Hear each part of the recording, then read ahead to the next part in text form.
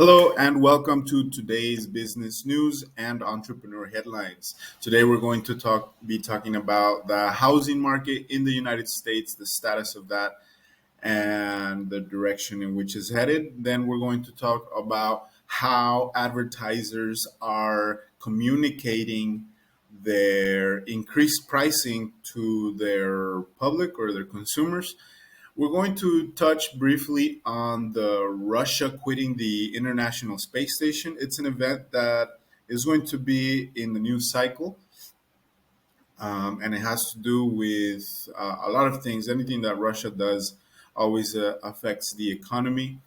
So we're going to dip briefly into that, and then we're going to finish with some entrepreneurial news. I'm not sure if they're good news, but they're news about entrepreneurs and how they made $177,000 renting out their pool. Let's get started with the first article. It says housing market collapse, deepening fast. New home sales crater again as experts worry downturn could spark a recession. Hopefully not.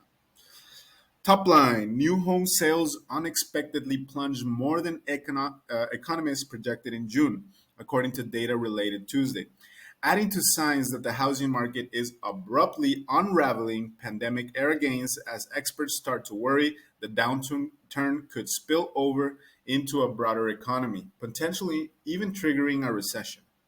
Let's talk about the key facts. About 590,000 new single-family houses were sold last month on a seasonally adjusted annual basis, plunging 8 below the May rate of 642,000 and falling sharply below analyst projection of 660,000, the Census Department reported on Tuesday. Plunging demand has started to hit prices hard. The median sales price of new homes plunged from 402,400 last month. The median sales price of new homes plunged to 402,400 last month from 449,000 in May, the lowest level since June 2021 after a record high of 457,000 in April. I heard they were going for around 300,000, but that may be just in some parts of the US. Meanwhile, the number of new houses for sale jumped by 17,000 to an estimated 457,000. Wow. So these are the available number of houses for sale. So these are the people that are selling. It went from 17,000 to 457,000 houses available on the market. Wow. Reflecting about 8 months of current sales, or the biggest glut since late 2010, the 2010 housing market crash. I remember that. Notes Pantheon macro chief economist Ian Shepherdson, blaming the plunging demand for a recent surge in inventories. The housing slump is deepening fast, says Shepherdson. Noting new home sales fell after a 61% annualized rate in the second quarter, and adding the sustained plunge in mortgage applications over the past few months means the latest reading will not be the bottom. Illustrating the housing market's gloomy outlook, Atlanta home construction company Pote Group on Tuesday reported a new orders in the second quarter fell 23% from last year as higher mortgage rates, reduced affordability, and lower consumer confidence contributed to lower demand and resulted in an increased number of previous buyers canceling their contracts. The data comes only after a week after the National Association of Home Builders revealed home builder confidence plunged to a 2-year low in July as high inflation and supply chain constraints prompted many builders to halt construction on homes. All right. So basically what's happening over here is that people can't afford to buy these new homes that are being built. Combine that with supply chain issues because of the pandemic, because of the war, because of different things. And nobody is able to afford these new houses. New houses are being made and offered, and people just can't afford them right now. So that's the gist of it, what's happening over here. I'm not going to read the rest of it because I want to move on to other news, like how these things are affecting entrepreneurs. So, oh, it looks like it's behind a paywall, so we won't actually be reading that. I don't do paywalls, my friend. All right, so let's go on to the next one, which is Russia to quit International Space Station after 2024. Roscosmos chief says space agency will focus on creating its own orbital outpost as it exits multilateral project. Russia has decided to quit the International Space Station ISS after 2024 and focus on creating its own orbital outposts, according to the newly appointed chief of the country's space agency. Of course, we will fulfill all obligations to our partners, but the decision to leave this station after 2024 has been made.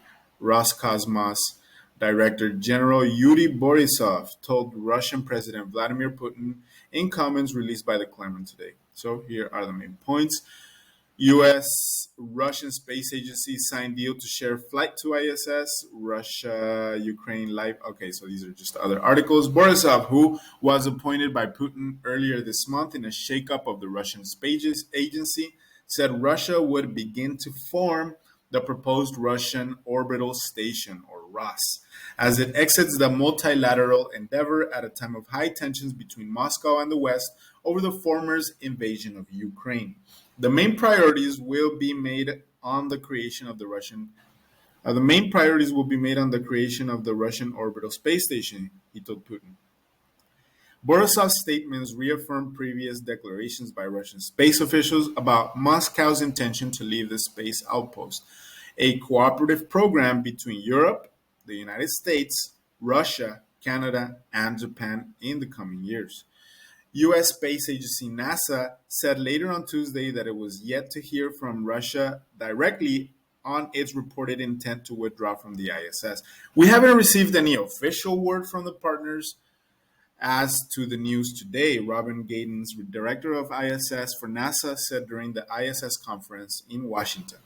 Asked by reporters whether she wanted the Russia space relationship to end, Gaydens replied, "No, absolutely not." Yeah, I bet you. They have a lot of information that could put in jeopardy the West's space programs, space projects. So, NASA Roscosmos strike landmark deal. Elizabeth Pearson, a space journalist, said that there was an uncertainty about the long-term fate of the ISS in light of Russia's announcements. Russia has been signed up to contribute to the ISS until the end of 2024. The initial hope was that it would continue for another 6 years because it is in 2030 that NASA is planning to decommission the ISS and bring it back out of orbit. Bring it back out of orbit. They mean crash it into the atmosphere and hope that it dissolves before any major pieces land. Pearson told Al Jazeera from Bristol in South England, because Russia has said it's not going to extend its participation, there are now a lot of questions about what's going to happen following its withdrawal, she said. Borisov remarks came after Roscosmos announced earlier this month that it had signed a landmark deal with the U.S. space agency NASA regarding integrated flights and crews on the ISS, a rare instance of cooperation between Moscow and Washington in recent years.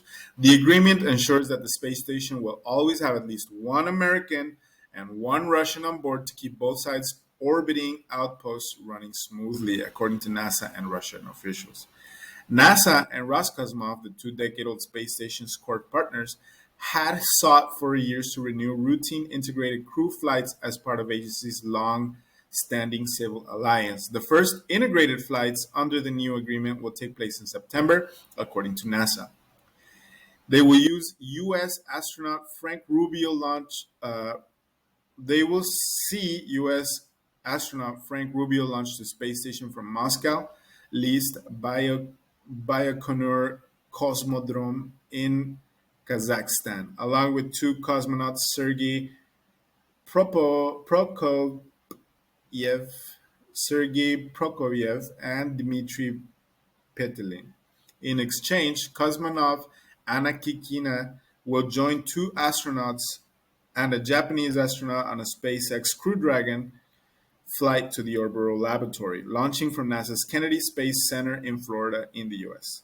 Launched in 1998, the ISS has been continuously occupied since November 2000, providing a hub for astronauts to conduct a range of different research projects some 400 kilometers or 250 miles above the Earth. Okay, so how is this going to affect economy? Because I do like to link everything with economy and money. It just speaks about the tension that's going on right now between the U.S. and Russia, and how things are not going to be patched up anytime soon. Unfortunately, Russia is choosing an isolationist agenda. They continue to remove themselves from international cooperation. And all I can see is that this is going to lead to more tension between the West and its allies, and Russia and its allies, or not so much allies as people that also are beefing with the West, like China, like to a certain extent India, North Korea, and I don't think these inter international problems are going to go away anytime soon. And since Russia has large part of the bread basket, they provide um, a lot of grain to the world, which means food. So they basically feed a lot of the world. Then we can continue to see tensions between Russia and the West and its allies. And what that means, I believe, is that prices are going to continue to stay up for things like gas, natural gas for Europe, food for African countries. I don't think they supply much of the food to Western countries, but African countries could definitely suffer. And um, I don't know. I think this can affect in other parts, but more subtly. Those are the main ways that it's going to affect Europe and Africa. Maybe other parts of the world are not going to feel it as much, but it still means bad news for um, for other parts of the world. And let's end it on this entrepreneurial news. It says this couple has made $177,000 by renting out their pool. Sometimes it pays to have a pool. Jim Batten of Westlake, Oregon, has made revenue of 177,000. That's revenue. That's not profit. So let's see how much is in profit. In less than 2 years, renting out his pool through an app dubbed the Airbnb of pools. Oh, I didn't know about this app, according to CNBC Make It. The outlet said it verified revenue through documentation. Swimply, a venture backed startup founded in 2019, allows people to rent their home pools by the hour. Wow. So maybe this article about the pool app could also be an interesting read. We'll check it out. Benton told CNBC how he brings in the cash as pool provider from monitoring the chemicals to keeping it clean. He and his wife Lisa work on the side hustle. Unless you're retired or don't have a day job, it takes a lot of time to learn about pool chemistry and management, he told the outlet. I look at my pool chemicals probably 5 to 10 times a day. Benny added that to CNBC Make It that he spent 110,000 on his pool initially and has spent about 37,000 on upkeeps over the last 10 years. Let's do a little bit of math. Oh, that's easy. Just take away the zero, right? That's 30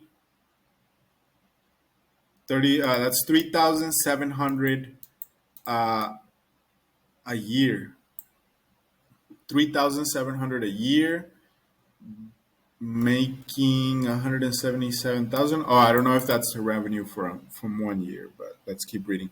Benton cites his love of luxury resorts for his success in bringing people in. He guesses, sorry, 65% to 70% of his customers were repeat customers. Ah, amazing, bro. Yeah, you have to get in those repeat customers. There's no way any company can survive without repeat customers, especially in this day and age. So, really cool. My wife and I are very used to five-star luxury resorts, so we know what excellent customer service looks like, Baton told CNBC Make It. Part of that is ensuring all the needs are anticipated, responding appropriately to queries, greeting guests with a smile, and making sure all of the needs are satisfied, and then disappearing. The reviews are enthusiastic too. On the pool's rental page, it appears that all of Batten's 385 plus reviews are 5 star. Damn. All of that 5 star power, man. And that's called social proofing. And it goes a long way. If you can get your business to get a whole bunch of 5 star reviews by providing excellent service, not by buying them from bots or anything like that.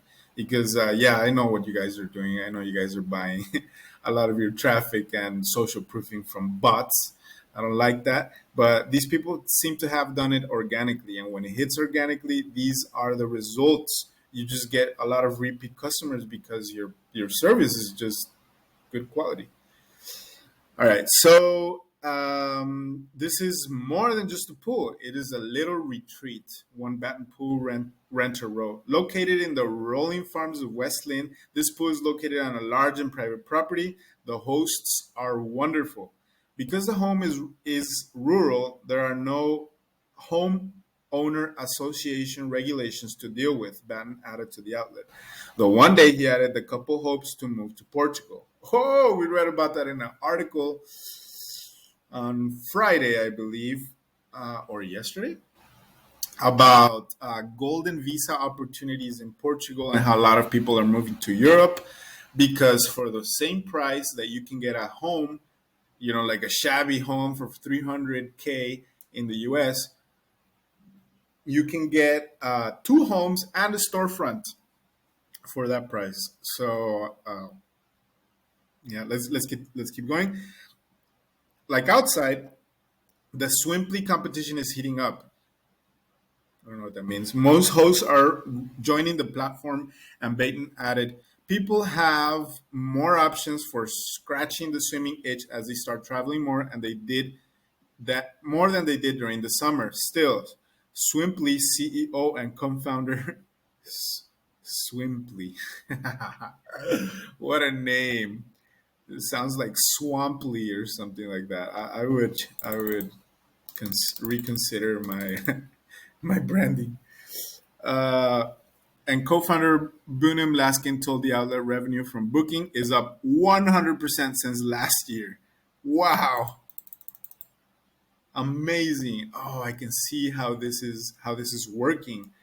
So this is the CEO of the app speaking and saying that the revenue from the app was 100% from last year. And I can see that. I can see how people are looking for recreational activities, being out of the house, but also going to, having like a recreational activities that don't cost too much and they're still fun. And there's nothing more fun than a pool. I'm assuming that it doesn't cost too much to enter the pool. Um, and yeah, so I can totally see how the revenue for these type of activities, this type of app, is going up. In December 2021, Swamply raised 40 million in funding less than a year after pulling in 10 million in backing per TechCrunch. Oh, nice! So they got $10 million from investors. Huh. In December, Swamply raised 40 million in funding less than a year after pulling 10 million in funding. Oh, okay, so they got two rounds of funding. The first one was 10. Must have done something with that. Then they got 40 million in funding. Amazing. I would fund it. As the world gets out about Swimply, as the word gets out about Swimply, and we add additional hosts to the platform, we are also adding just as many additional users. Top pools will always be in demand. He told CNBC, "Make it." Yes, I love finishing on this type of news. I'm glad we got to hear about the people who actually are making the app. Let me see if I can find one more article. No, simply are making a splash giving out free private pool days.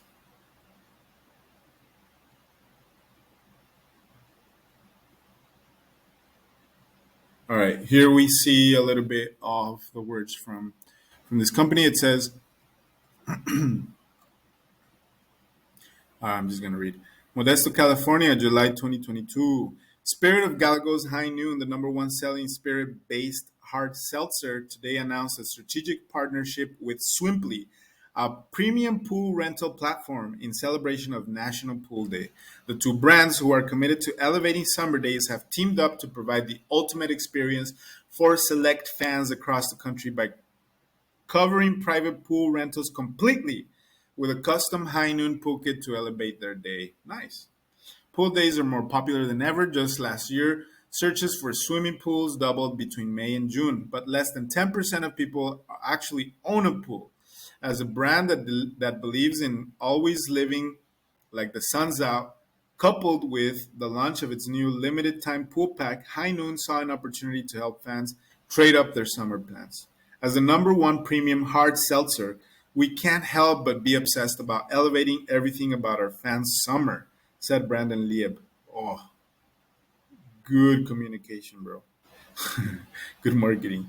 Vice President of Spirit of Gallo. Our partnership with Swimply, who shares our sunny outlook, allows us to continue treating our fans to epic summertime experiences, this time by giving them exclusive access to High Noon Poolside. We're thrilled to be partnering with such a staple premium hard seltzer brand like High Noon, says Bunum Laskin, co-founder of this and CEO of Swimply. The partnership brings a natural synergy as both companies are the heart of the summer culture and promote fun in the sun with friends and family. I'm sure the article continues from there, but yeah, that's basically it. Swimply, I hadn't heard about them before, but taking this model like Airbnb, like Uber, like Didi, like all of these apps that basically they are the middlemen, and they just connect two people, somebody that has a demand for something and somebody that has the supply of something. And their business model is just to stand back, or maybe stand in the middle, and have the the two people that have the supply and demand work it out amongst themselves. So great business model, absolutely great execution. Seems to be a sleeper. Seems to be moving in the shadows. Moving quietly, doing things right, and you know, popping up in different news articles. I think they're doing it great. So I hope that this story leaves us with a good, taste in our mouths. That we're not just talking about housing market collapse, even though that is important. That we're not just talking about how uh, you know um, world events like a war on a world level are affecting us. I hope that we can finish, with this feeling of entrepreneurship, that we can make it. That is just a matter of having initiative and taking account of our assets. If you don't have any, then just simply taking your skills or just your hospitality, like these people, and making the best of it. So, to all the entrepreneurs out there, Keep grinding. If you have any news to share, or you would like, to share any messaging, anything like that, feel free to interact with this video, with to contact us. I'm sure that I always leave all of our social media and things like that over in the video descriptions. I'm not sure where this will be posted, but I'm sure it'll have all of the relevant links. Thank you so much for your time and your attention listening to me reading the news. And I hope that you have a great day. Bye bye.